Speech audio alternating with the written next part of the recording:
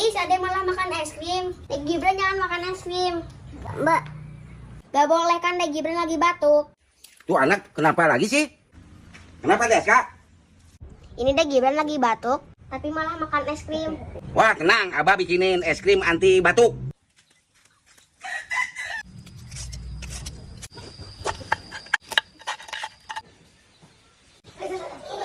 Tara, mantap men. Nih Dek Gibran es krimnya udah jadi. Kasih Tuhan.